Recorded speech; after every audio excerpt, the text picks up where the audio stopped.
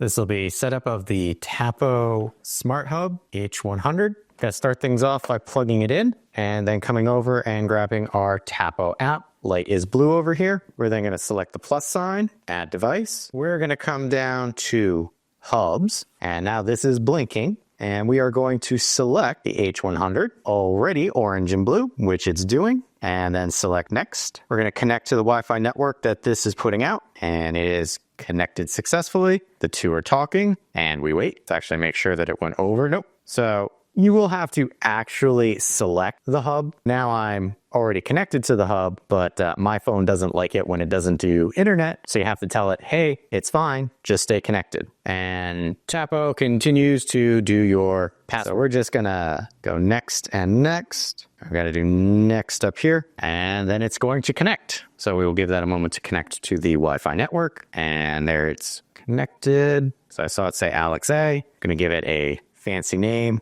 Next, where is this going to be located? I'm going to be in the living room. We're going to leave it with the Smart Hub picture, and we're going to check it for firmware. Has firmware, so we're going to update, but you will not have to watch that, but you can see it is updating fairly quickly. Congratulations, firmware is done. Sounds good. Tapo is always great for, hey, I'll check for firmware when you're not awake and doing things. So 3 a.m. to 5 a.m., go ahead, that's fine. Well, it says that it is failing to find devices for my hub because, well, I don't have any right now, so I'm gonna skip that. With that out of the way, that was setup of the Tapo H100 Smart Hub. Just for giggles, we're gonna try and pair this to my doorbell because we're supposed to be able to. Pair with chime, pair with that right there, and pair. And I have successfully paired it. So I've got smart chime and the hub. And we've got several different sounds.